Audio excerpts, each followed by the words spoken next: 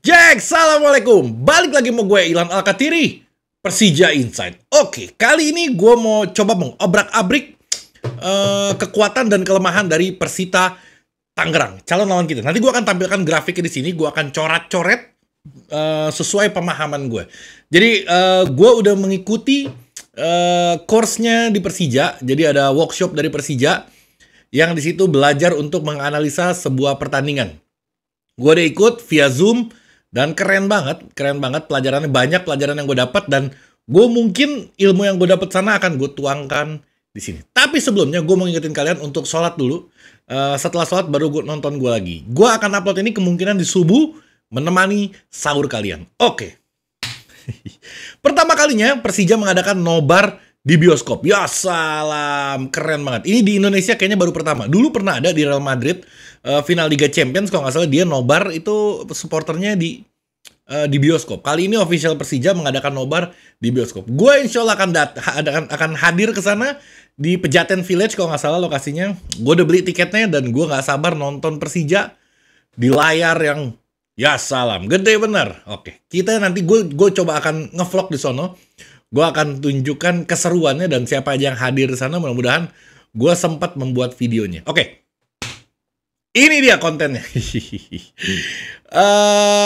Dari kubu Persita, gue nggak akan ngebahas Persijanya karena nanti dia ngedengerin dipakai sama dia. Dia tahu kekuatan kita. Jadi gue akan coba mengobrak-abrik apa yang ada di Persita. Gue akan dimulai dari pemainnya. Ada di sini catatan gue sekitar 4 atau 5 pemain yang gue anggap berbahaya dari Persita yang harus kita waspadai. Yang pertama ada Vidal. Vidal ini posisinya sebenarnya di sayap dia, dan dia udah bisa mencetak 9 gol dan 4 assist. Bahaya ini orang. Permainannya bagus banget, dan ini harus diantisipasi oleh pemain Persija Jakarta. Yang kedua ada Shin Yong. Shin Yong ini CDM-nya, atau bahasa lo gelandang bertahannya, apa sih, DMF atau apa itu istilah-istilahnya. Tapi dia cenderung bertahan. Tapi dia udah bisa mencetak 3 gol dan 3 assist. Gue gak tahu, mudah-mudahan sumbernya akurat ya. Tapi yang gue tahu kayak gini. Yang berikutnya ada Hersus. Hersus ini bekas pemain kita ya. Dia baru main 15 game.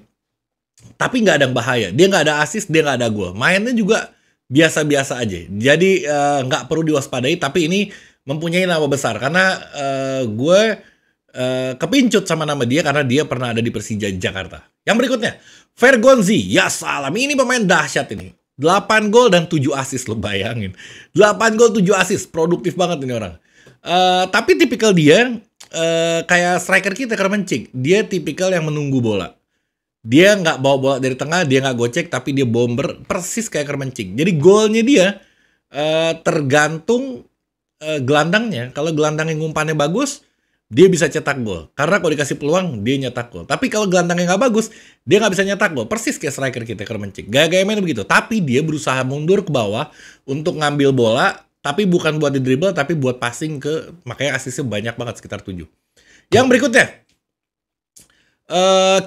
kipernya Harlan, biasa aja. Tapi ini orang dahsyat dari sisi penalti. Jadi kalau kita dapat penalti, agak repot ngelawan dia. Karena dia dari zaman di Barito emang udah terkenal rajanya penalti. Jadi perlu diwaspadai. Formasi yang dipakai adalah 4-3-3. Nah ini dia. Kali ini gue akan mulai ngambil iPad gue. Gue akan mulai merekam layar gue. Lo tungguin, sabar. Nanti akan muncul di kamera lo. Jangan kaget. Ini dia. Oh belum. Nah ini dia muncul. Oke. Jadi formasi yang dipakai 4-3-3, gue akan tulis namanya satu-satu, capek. Jadi gue akan mengilustrasikan sedikit aja bayangan supaya kita tahu gaya main dia kayak apa. Gue memperhatikan gaya main dia dari sisi bertahan dulu, oke? Kalau dari bertahan kayak gini, kalau dia lagi diserang, ini si Shin Yong ini dia akan masuk ke sini. Gila, jadi 5 back, 3 yang ada di dalam kotak. Kalau yang gue tonton pertandingan kayak gitu, gue berusaha mengamati dan yang gue dapat kayak gini. Nah, ini ada 2 pemain tengahnya ini. Dia nggak ikut turun, tapi dia ke tengah sini, ngerapat. Oke? Ini gue hapus dulu. Fungsinya apa dia ngerapat ke situ? Karena begitu dia dapat kita misalkan Persija gagal nyerang. Nah, 2 pemain yang di tengah tadi ini nih yang ngerapat nih, yang di sini tadi.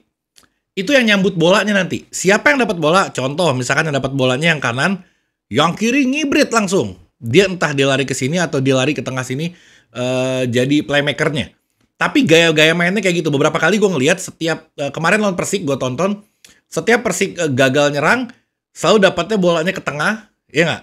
Dan salah satunya yang lari karena tengahnya ini nggak begitu ke sayap. Jadi kalau penyerangan sayap dia selalu lewat dia nih.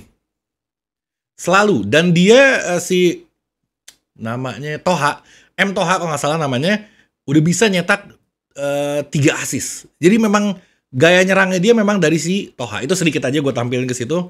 Gue matiin dulu rekamannya. Jadi memang serangan dia selalu lewat kanan, selalu lewat kanan. Lo ingetin omongan gue, jarang banget dia lewat kiri, memang dia selalu lewat kanan. Makanya si back kanan ini dia asisnya banyak banget. Oke.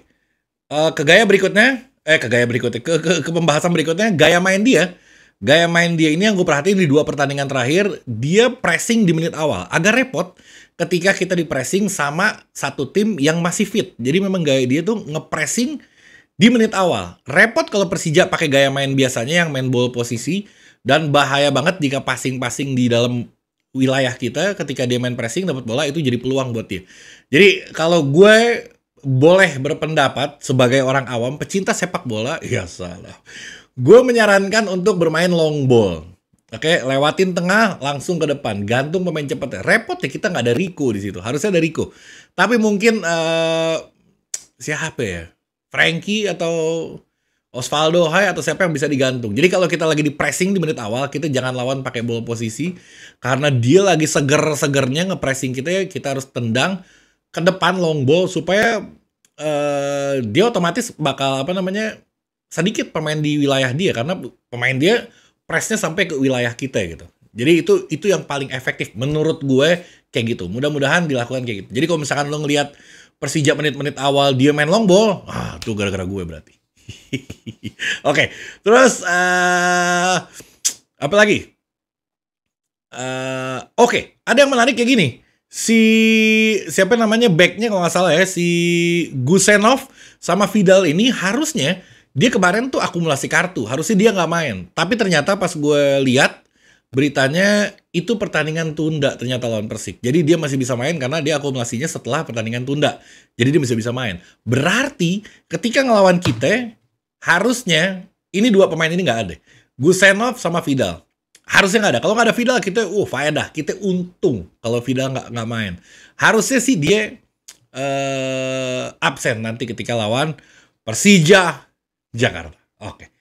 Ke yang berikutnya, kabar terbaru dari Persija Jakarta, Thomas Doll dikontrak sampai 2025.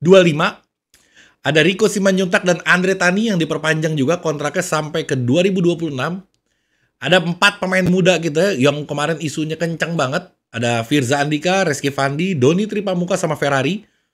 Keempat ini dikontrak sampai 2025. Diperpanjang. Sebenarnya kontraknya udah panjang, tapi ditambahin lagi. Ini sebagai bentuk apresiasi mungkin. Atau ini bentuk negosiasi ulang supaya gaji naik atau semacamnya. Gue komunikasi sama Reski Fandi, gue bilang, alhamdulillah gue bilang, lo akhirnya perpanjang kontrak di Persija. Gue sempat khawatir kalau lo pindah ke PSM. Isunya kencang banget soalnya gue bilang, gue tiap posting, tiap live di mana-mana selalu ditanya Reski Fandi ke PSM. Dia bilang nggak pernah kok, itu cuman gosip doang, nggak pernah ada kontak dan emang awalnya juga kontrak dia di Persija masih panjang sebenarnya. Itu dia. Yang berikutnya, apa lagi?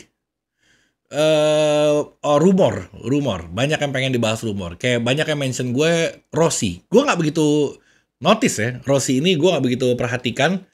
Dan ini kayaknya rumor sih. Gue nggak tahu kepastian gimana, tapi kayaknya rumor banget sih. Kalau misalkan Rizky Ridho, kalau Rizky Ridho kayaknya lebih memungkinkan. Karena wah ini banyak banget yang infoin. Terus kalau Sananta, kalau gue ngeliatnya 50-50. Kemungkinan bisa juga. Karena gue sih idola banget sama Sananta. Mudah-mudahan dia bisa ke Persija Jakarta. Oke, yang berikutnya apa? Yang berikutnya isu nasional. Isu nasionalnya apa?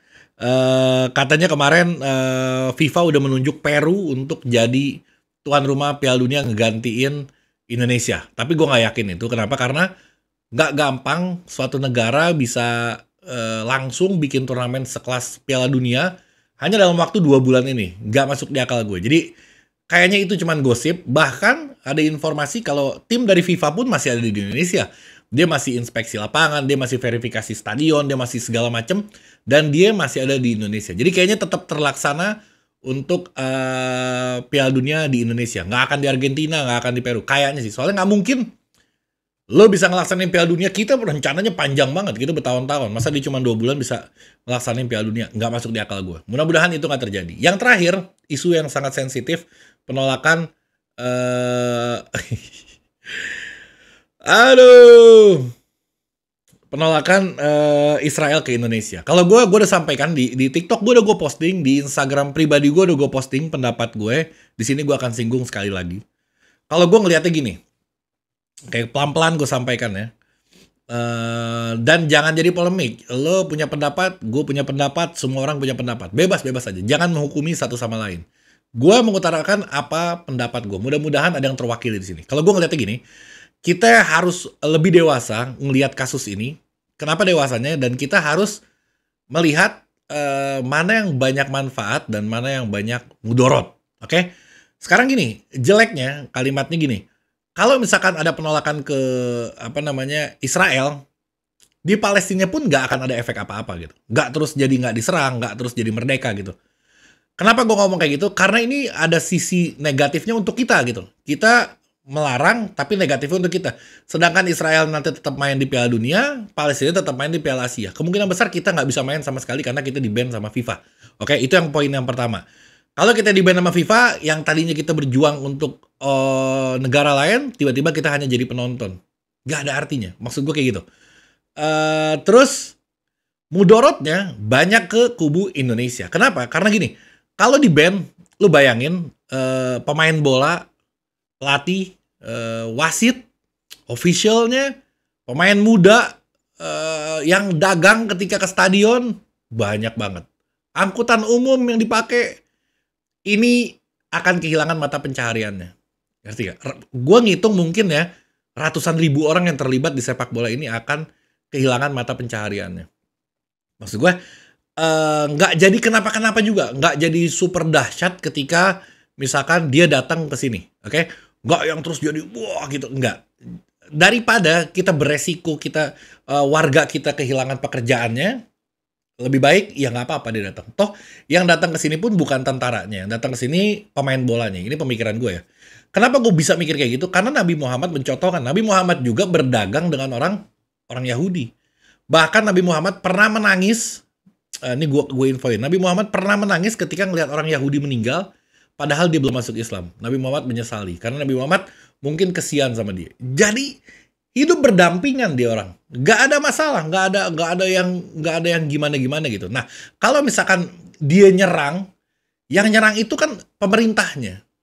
Nah, yang lu blacklist itu pemerintahnya dan tentara-tentaranya. Gak semua orang yang ada di sana itu setuju dengan peperangan itu. Kayak kita misalkan contoh, Indonesia tiba-tiba nyerang, naudzubillah, negara A. Ada yang pro, ada yang kontra. Nah, di sana pun begitu. Ada yang pro, ada yang kontra. Bagi gue, kalau pemain bola datang ke sini, itu nggak sebahaya kalau ada tentara yang datang ke sini. Dan ini bukan pertama kalinya. Banyak banget atlet dari sana yang datang ke sini. Banyak banget. Dan nggak pernah ada apa-apa. Bagi gue, nggak pernah ada apa-apa tuh bukan protes ya. Nggak pernah ada apa-apa tuh dari setelah kejadiannya tuh nggak ada apa-apa gitu. Nggak terus jadi gimana-gimana gitu. Nah, gue harapkan kali ini juga kalaupun dia datang, nggak akan ada apa-apa juga insya Allah. Dan kalaupun misalkan kita nolak dia, di mata dunia, Indonesia ini jadi negara yang gue nggak ngerti deh. Kita bisa dikucilin sama dunia, dan mungkin kalau dianya marah pun kita jadi digangguin negara kita sama dia. Karena kita tahu dia negara yang sangat kuat, dan dia punya sekutu yang sangat banyak. Repot kalau kita sampai diganggu sama dia. Jadi, bukannya nggak ngebela Palestina. Lo ngebela Palestina dengan banyak cara. Bukan dengan menolak dia datang ke sini doang. Banyak cara. Bahkan mungkin kalau orang Palestina ngomong, ya lu nggak usah nolak, lu kirim makanan aja ke gue, atau lu kirim obat-obatan aja ke gue. Nggak perlu pakai tolak dia, karena nggak ada efeknya buat gue. Nggak terus jadi kenyang, nggak terus gue jadi sehat. Jadi lebih baik lu tolong yang bener-bener lu tolong daripada lu menolak yang nggak ada efeknya ke sana, bahkan merugikan, beresiko ke kita. Itu pandangan gue kayak gitu. Nah, orang-orang ini gue juga nggak tahu apakah dia selama hidupnya ini terus pro dan menyuarakan tentang pembelaannya ke sana, apa dia cuma di momen ini aja. Karena banyak orang yang ikut-ikutan jadi profesor di medsos, Padahal dia nggak ngerti sama sekali dan dia nggak pernah membahas tentang hal itu di seumur hidupnya dia. Gue nggak tahu. Ada yang bilang ini politik, ada yang bilang apa, gue nggak mau berspekulasi. Tapi yang pasti Persija insya Allah besok poin 3, itu dia yang paling penting. Oke, cukup sekian. Mudah-mudahan yang terbaik untuk semuanya, untuk Indonesia, untuk Persija, untuk semuanya lah yang terbaik insya Allah di bulan puasa ini. Jangan lo debat-debat di kolom komentar, cukup udah, mendingan diam, biarin aja, kita biarin biar dia pada girang. Oke, gua Persija, gua champions.